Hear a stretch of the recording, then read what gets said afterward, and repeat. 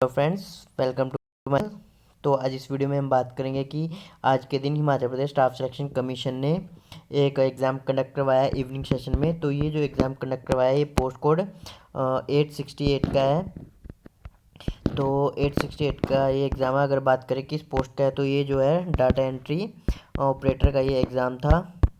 तो इसे हम डिस्कस करेंगे। तो इसका हम खाली जीके सेक्शन डिस्कस करेंगे। अगर आप चाहते हो कि इसका हम कंप्यूटर सेक्शन भी डिस्कस करें तो आप कमेंट कर सकते हैं। तो बाकी मैं आपको बता दूं कि एक सुबह भी एग्ज़ाम हुआ था आज ही के दिन 28/3/2021 को। तो वो था स्टोर कीपर पोस्ट कोड 872 का। तो वो जो मैं कल आपके साथ डिस्कस करूँगा वो exam as per official answer की के हिसाब से। और ये जो एग्ज़ाम का जो हम जीके सेक्शन डिस्कस करेंगे डाटा एंट्री ऑपरेटर के, ये जो इसके मैं आपको आंसर बताऊंगा वो एज़ पर ऑफिशियल आंसर की नहीं रहेंगे।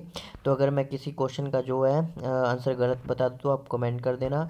बाकी कल आपको इसी वीडियो के डिस्क्रिप्शन में प्रोविजनल आंसर की का जो लिंक है वो मिल जाएगा। तो आप उससे एक बार ज़रूर मैच कीजिए, क्योंकि काफ़ी बार होता है कि एक दो क्वेश्चन गलत बता दिए जाते हैं, क्योंकि खुद H P S S C भी एक दो क्वेश्चन के जो आंसर है वो अपनी आंसर की में गलत बता देता है। तो ऐसा होता है कि ना चाहते हुए भी एक दो जो क्वेश्चन के आंसर होते हैं वो गलत बता दिए जाते हैं। तो आप जो एक बार आंसर की से ज़रूर मैच आंसर कीजिए जो मैं आपको आंसर बताता हूँ। तो चलिए डिस्कस करते हैं। तो जैसे फर्स्ट क्वेश्चन है कि लोकतांत्रिक विकेंद्रीकरण का अर्थ है। तो जो लोकतांत्रिक विकेंद्रीकरण का अर्थ है तो इसका जो अर्थ है स्थानीय सरकार, ऑप्शन डी राइट आंसर होगा।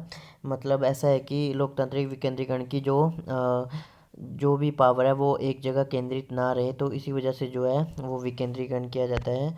तो नेक्स्ट क्वेश्चन है कि सूर्य से सबसे अधिक नज़दीक का ग्रह कौन सा है। तो जो सूर्य के सबसे अधिक नज़दीक का ग्रह है वो बुध है। ऑप्शन यहाँ पे सी राइट आंसर है। बाकी मैं आपको इससे रिलेटेड दो क्वेश्चन और बताता हूँ कि जो बुध और शुक्र है ये दो ऐसे ग्रह है कि जिनका कोई भी उपग्रह नहीं है। बाकी यहाँ पे बात करें कि जो पृथ्वी आपको मालूम है कि सबसे सघनतम ग्रह से कहा जाता है और नीला ग्रह भी बोला जाता है। और जो मंगल है तो मंगल का जो एक जो उपग्रह काफ़ी ज़्यादा इम्पोर्टेंट है। तो मंगल का एक ग्रह डिमोस है। तो डिमोस जो है वो सबसे छोटा उपग्रह है सौरमंडल का।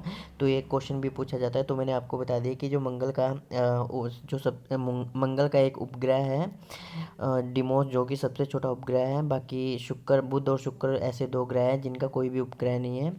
तो नेक्स्ट बात करते हैं कि भाटा होता है। तो जो ये भाटा होता है ये क्वेश्चन सुबह जो एग्ज़ाम हुआ था स्टोर कीपर 872 का उसमें भी आया था कि ये जो होता है ये वीक होता है। तो भाटा जो होता है वीक होता है। ऑप्शन ए जो होता है स्प्रिंग टाइट जिसे बोला जाता है वो जो वो होता है वो काफ़ी ज़्यादा स्ट्रॉन्ग होता है। लेकिन जो यहाँ पे होता है जो ये इन्होंने बोला कि जो लो टाइट्स है ये दुर्बल होता है। उसके बाद नेक्स्ट बात करी थी कि पृथ्वी की अंतरतम परत को क्या कहा जाता है। तो जो पृथ्वी की अंतरतम परत है उसे कहा जाता है, अगर हिंदी में बात करें तो गुरुमंडल। बाकी बैरिस्फेयर यहाँ पे इंग्लिश में कहा जाता है। उसके बाद नेक्स्ट बात करते हैं कि नापे किसका प्रकार है। तो जो नापे है वो फोल्डेड स्ट्रक्चर का प्रकार होता है। तो ऑप्शन यहाँ पे 5 का बी राइट आंसर होगा। तो जो नापे होता है ये फोल्डेड स्ट्रक्चर होता है। तो फोल्डेड स्ट्रक्चर मतलब कि जो जैसे कि एक हिमालय पर्वत है एक फोल्डेड पर्वत का उदाहरण है। तो जिसमें बलन से जो उत्पन्न होता है उसे बोला इसी का एक उदाहरण होता है प्रकार होता है नापे का। तो नेक्स्ट बात करते हैं कि उष्ण कटिबंधीय चरागाह को कहते हैं। तो उष्ण कटिबंधीय चरागाह को कहते हैं the tropical grassland are called savanna. Option C यहाँ पे राइट आंसर होगा। बाकी जो ये पंपास है ये घास के मैदान है, बेल्ट भी घास के मैदान है। तो जैसे पंपास है अर्जेंटीनिया में पाया जाता है उत्तरी अमेरिका महाद्वीप में।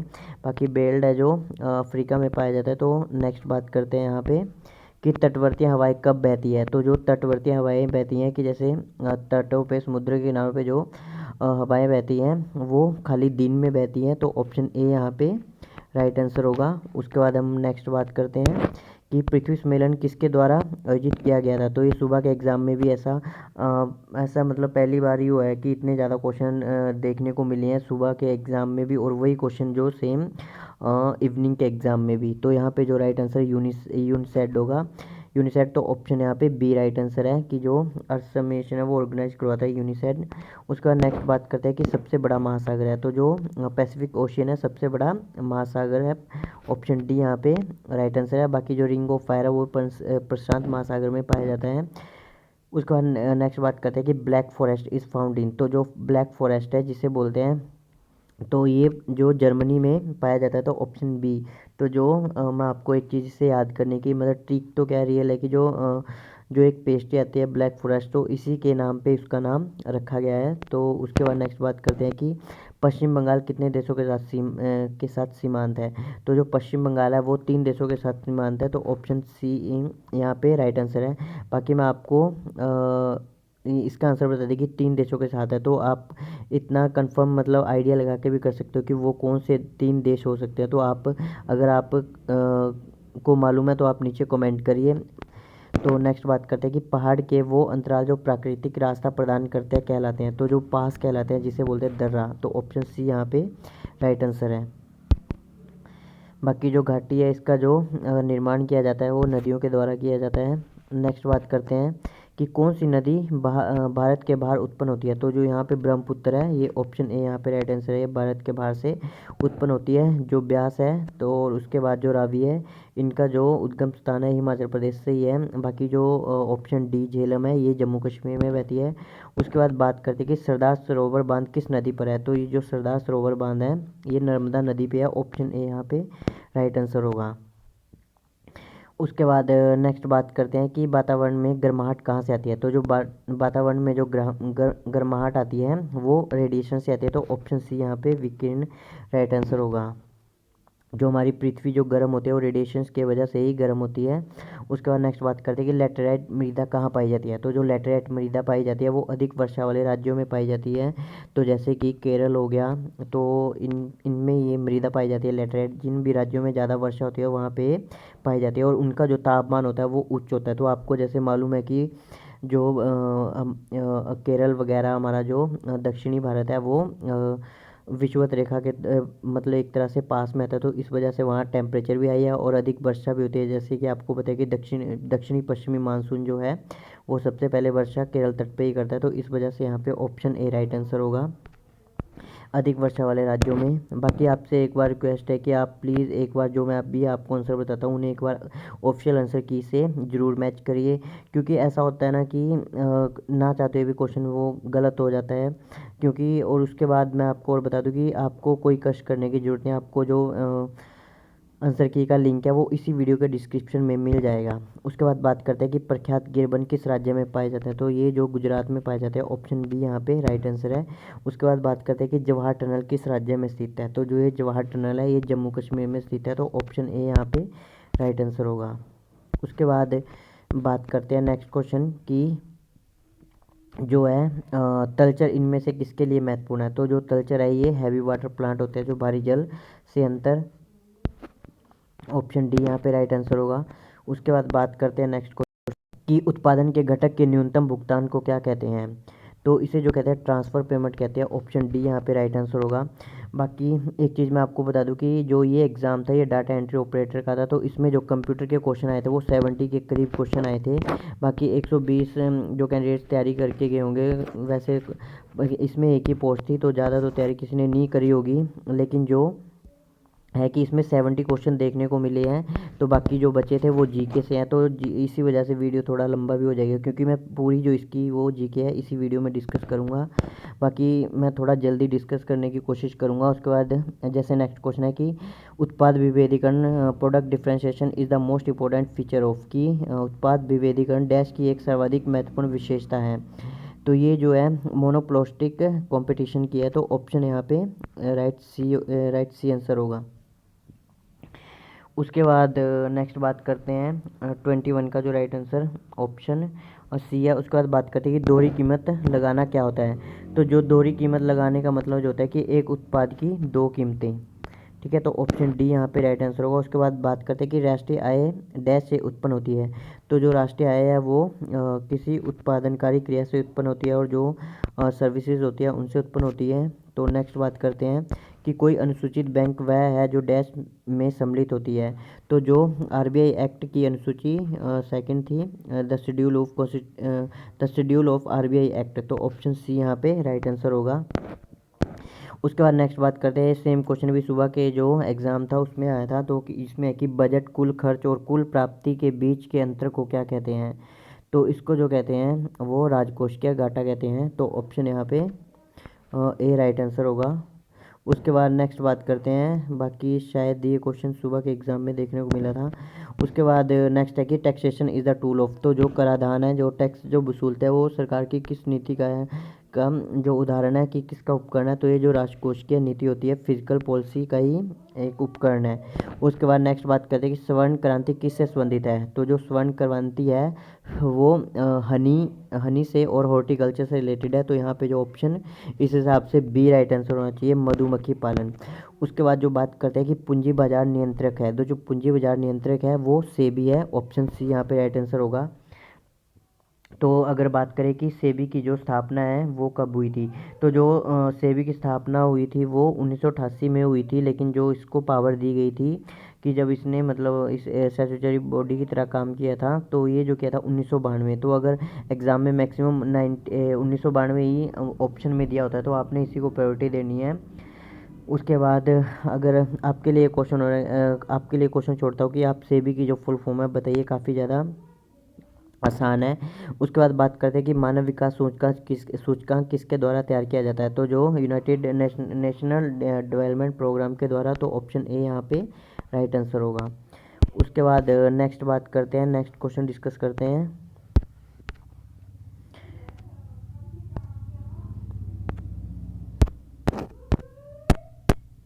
तो उसके बाद जो है पोलियो का नेक्स्ट यहाँ से साइंस के क्वेश्चन शुरू होते हैं कि पोलियो का करणात्मक जीव है, तो जो पोलियो का करणात्मक जीव है, पोलियो जो होता है वो वायरस की वजह से होता है, तो ऑप्शन डी यहाँ पे राइट आंसर। तो नेक्स्ट क्वेश्चन है कि कौन सा अनिषेक फलित फल है, तो ये जो सहतूत है इसी कैटेगरी में आता है। बाकी जिसे शायद सीताफल करके नाम है कुछ, वो भी इसी कैटेगरी में आता है, एक बार क्रॉस चेक कर लीजिए। उसके बाद नेक्स्ट बात करें प्रकाश संश्लेषण के दौरान कौन सी गैस मुक्त होती है, तो जो इसके दौरान गैस मुक्त होती है वो ऑप्शन बी ऑक्सीजन मुक्त होती है। बाकी आपको एक चीज़ मालूम और होगी कि जो अगर आपके लिए क्वेश्चन छोड़ देता हूँ कि जैसे एक पेड़ होता है जिसे बरगद का पेड़ कहा जाता है, तो उसके नीचे जो रात को सोना मतलब सोने से परहेज क्यों करते हैं। अगर आप ये क्वेश्चन का जो आंसर अगर आपको मालूम है तो आप नीचे कमेंट करिए, क्योंकि ये क्वेश्चन भी मैंने किसी एग्ज़ाम में देखा था, तो इसीलिए मैंने आपसे पूछा है। तो उसके बाद नेक्स्ट बात करते हैं कि सबसे बड़ा उड़ने में अक्षमता वाला पक्षी जो कि तेज़ गति से दौड़ सकता है, तो कौन सा होता है, ऑस्ट्रिच होता है, तो ऑप्शन सी शुतुरमुर्ग। बाकी इसमें नेक्स्ट बात करते हैं कि विटामिन बी 2 का दूसरा नाम क्या है, तो विटामिन बी 2 का जो रासायनिक नाम है सॉरी जो दूसरा नाम है वो है राइबोफ्लेविन। तो अगर बात करें कि थायमिन, तो जो थायमिन है वो विटामिन बी 2 का नाम है, विटामिन बी का नाम है सॉरी थायमिन। अगर विटामिन बी 2 की बात करें तो राइबोफ्लोविन इसका दूसरा नाम है। उसके बाद बात करते हैं कि नींबू किसकी वजह से खट्टा होता है, जो नींबू है वो साइट्रिक एसिड की वजह से खट्टा होता है, तो ऑप्शन डी यहाँ पे राइट आंसर है। थोड़ा मैं जल्दी करवाने की कोशिश करता हूँ। उसके बाद एक की जो श्वसन है, तो श्वसन जो है ऑक्सीकरण है, ऑक्सीडाइजेशन। ऑप्शन नेक्स्ट क्वेश्चन है कि रक्त आधान से क्या प्रसारित होता है, तो जो रक्त आधान से प्रसारित होता है,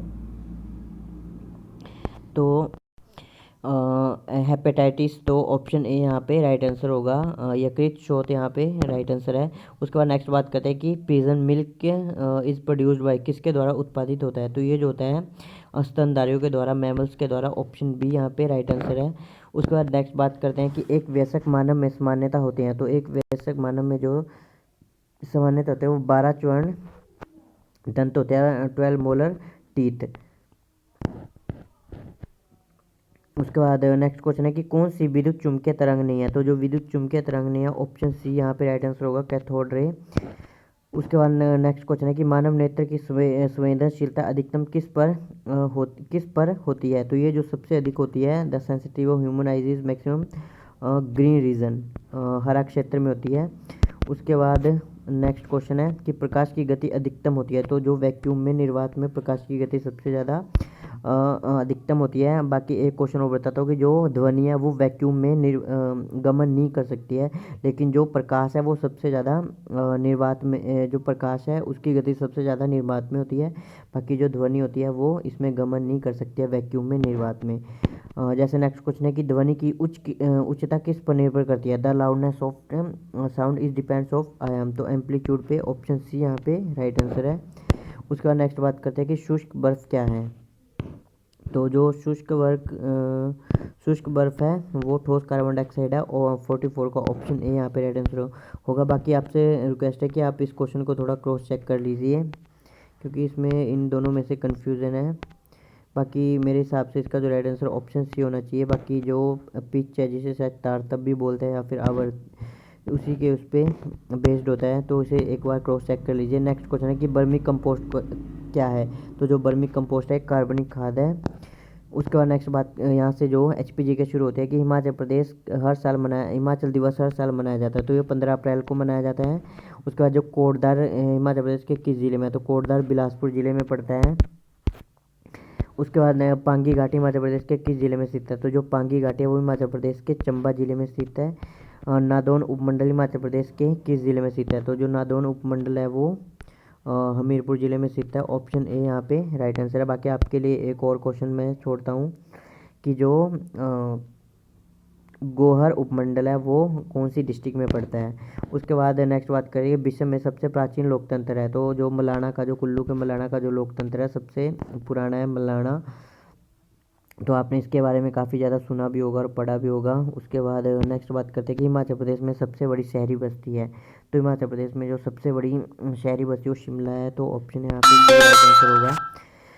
उसके बाद नेक्स्ट है कि हिमाचल प्रदेश के किन्नौर जिले का मुख्यालय है, तो किन्नौर जिले का जो मुख्यालय रिकांगपिओ है, तो ऑप्शन में नहीं है, ऑप्शन डी राइट आंसर होगा। उसके बाद है कि चंबा नगर किस नदी के किनारे है, तो रावी नदी के किनारे चंबा नगर बसा हुआ है। तो जो शिमला में ब्रिटिश द्वारा गैटरी थिएटर किस वर्ष खोला गया था, तो ये जो खोला गया था 1887 ईस्वी में खोला गया था। ऑप्शन ए राइट आंसर है। नूरपुर का जो पुराना नाम है, ऑप्शन यहाँ पे डी राइट आंसर है, धमेरी। उसके बाद नेक्स्ट बात करते हैं कि हिमाचल प्रदेश यूनिवर्सिटी के प्रथम कुलपति कौन थे, तो डॉक्टर RK सिंह यहाँ पे राइट आंसर होगा, ऑप्शन ए। उसके बाद है कि भारतीय पाश्चर संस्थान हिमाचल प्रदेश के किस जगह पर स्थित है, तो कसौली में स्थित है। थिरोट पावर प्रोजेक्ट हिमाचल प्रदेश के किस जिले में स्थित है, तो लाहौल स्पीति में ये स्थित है। उसके बाद बात करते हैं कि पहाड़ बेगाने नहीं होंगे पुस्तक किसने लिखी थी, तो जो पहाड़ बेगाने नहीं होंगे पुस्तक वो शांता कुमार जी के द्वारा लिखी गई थी। अगर बात करें कि MS रंधावा के द्वारा कौन सी पुस्तक लिखी गई थी, तो ये जो लिखी गई थी कांगड़ा पेंटिंग पुस्तक लिखी गई थी। बाकी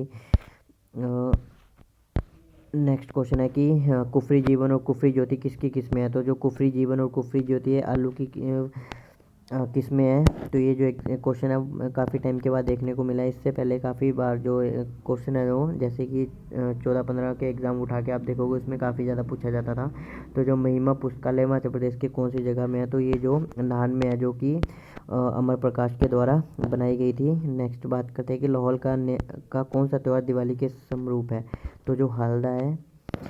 उसके बाद है कि भारत में किस जगह को मिनी लहासा के नाम से जाना जाता है, तो जो मैक्लोडगंज को जाना जाता है मिनी लहासा के नाम से। बाकी जो खजियार है उसे मिनी स्विट्जरलैंड के नाम से भी जाना जाता है।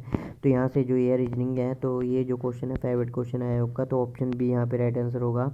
तो ये जो दो क्वेश्चन है आप कैलकुलेट करके नीचे कमेंट कर देना, मैं पिन कर दूंगा क्योंकि वीडियो थोड़ा लंबी हो रही है। बाकी उसके बाद नेक्स्ट बात करते हैं। बाकी अगर आपको लगता है कि वीडियो लंबी भी है तो आप इसे 2x पे करके आप देख सकते हो। उसके बाद बात करते हैं गूगल इंडिया में हाल ही में किससे देश प्रबंधक समिति प्रबंधक नामित किया गया है, तो ये जो संजय गुप्ता को किया गया, ऑप्शन ए राइट आंसर है। तो ये करंट के क्वेश्चन है, हाल ही में कौन सा, और आजकल जो करंट है वो थोड़े ऊट पटांग से पूछे जा रहे हैं, क्योंकि जो सुबह के एग्ज़ाम में भी जो करंट है वो नवंबर से लेकर जनवरी तक नहीं पूछे गए थे, जो कुछ काफ़ी पुराने जो करंट अफेयर पूछे गए थे। उसके बाद बात करते हैं कि हाल ही में कौन सा राज्य न्याय प्रदान करने वाले राज्यों की भारत की प्रथम रैंकिंग शीर्ष पर है, तो जो महाराष्ट्र है यहाँ पे राइट आंसर होगा। उसके बाद बात करते हैं कि किस शहर ने नो मनी फॉर टेरर के सम्मेलन 2019 की मेज़बानी किया, तो ये मेलबर्न ने किया, ऑप्शन 69 का ऑप्शन ए राइट आंसर है। उसके बाद है कि गवर्नमेंट मार्केट प्लस ने हाल ही में कौन सी बैंक के साथ भुगतान संबंधित सेवाओं के लिए साझेदारी की है, तो ये जो किया सेंट्रल बैंक ऑफ इंडिया ने, ऑप्शन सी यहाँ पे राइट आंसर है। 71 कि हार्मोनाइज सिस्टम HS कोड जो कि हाल ही में चर्चा में था किस क्षेत्र से संबंधित था, तो ये खादी से संबंधित था, ऑप्शन सी यहाँ पे राइट आंसर है। तो एंटोनियम ऑफ एगोनोनी, तो इसका जो प्लेजर राइट आंसर होगा।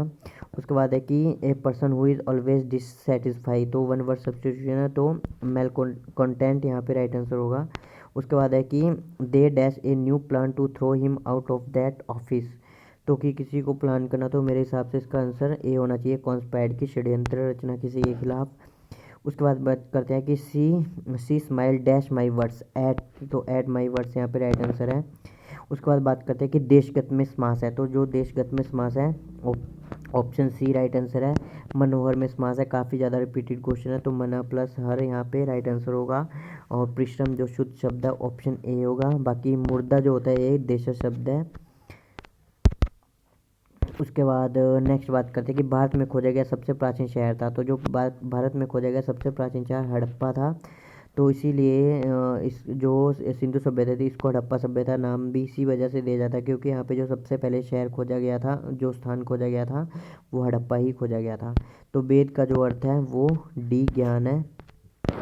उसके बाद है कि सिंहासन हासिल करने के लिए किस शासक ने अपने पिता बिंबिसार की हत्या कर दी थी, तो जो ये कर दी थी अजातशत्रु ने।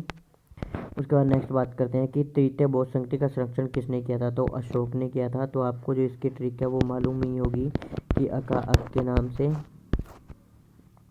तो बाकी मैं आपको बता देता हूँ कि के से मतलब जो क है अका अक, तो क से कनिष्क ने जो की थी, और ए से जो अजातशत्रु ने की थी। बाकी आप कमेंट करके बताइए कि जो बाकी इसी में बता देता हूँ अशोक की। बाकी अगर सेकंड आपके लिए क्वेश्चन है कि आप बताइए कि जो द्वितीय बौद्ध संधि थी वो किसके द्वारा की गई थी। तो मैंने ट्रिक आपको बता ही दी है कि अका अक करके इसकी ट्रिक है, अका अक, कनिष्क, अशोक और जो मैंने आपको बताया अजातशत्रु। तो जो ये क से है तो इसका बताइए कि किसके द्वारा की गई थी। तो नेक्स्ट बात करें प्रथम ज्ञात गुप्त शासक कौन था, तो ये सुबह के एग्जाम में भी आया था क्वेश्चन, बाकी अभी भी इसे एग्जाम में देखने को मिला है। तो जो प्रथम ज्ञात गुप्त शासक था वो चंद्रगुप्त प्रथम थे, क्योंकि जो गुप्त है इसकी जो स्थापना की गई थी, तो ये जो की गई थी श्री गुप्त के द्वारा की गई थी, गुप्त साम्राज्य की स्थापना। लेकिन जो अगर बात करें तो इसके बारे में और कुछ भी जानकारी नहीं मिलती है, लेकिन जो सबसे पहले जो चंद्रगुप्त मौर्य हैं इसी को वास्तविक संस्थापक माना जाता है, तो इसी वजह से इसे बोला जाता है कि प्रथम गुप्त शासक जो यही था, ज्ञात गुप्त शासक यही था, चंद्रगुप्त प्रथम। उसके बाद नेक्स्ट बात करते हैं कि त्राइन का प्रथम युद्ध कब लड़ा गया था, तो ये जो 1191 AD में लड़ा गया था। बाकी द्वितीय की बात करें तो 12 में लड़ा गया था।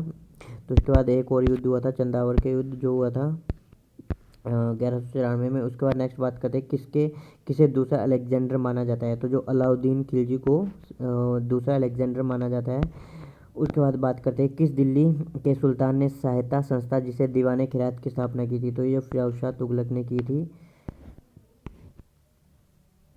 तो जो एक अकबर के इकलौते हिंदू दरबारी जिसने दीन इलाही को स्वीकार किया था, तो ये एक ये धर्म था जो अकबर के द्वारा शुरू किया गया था। तो इसमें जो सबसे पहले और जो अगर बात करें कि हिंदू दरबारी कौन था, तो वो बीरबल ही था, जो सबसे पहले बीरबल ने इसे जो स्वीकार किया था। और अगर बात करें कि जो पहला हिंदू कौन था जिसने इसे स्वीकार, तो वो पहला हिंदू भी बीरबल ही था।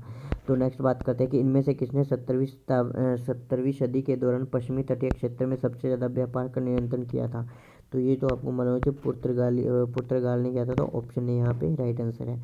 उसके बाद है कि गांधी जी खादी को किसका प्रतीक मानते थे, ये जो मानते हैं आर्थिक स्वतंत्रता का, इकोनॉमिक इंडिपेंडेंस का।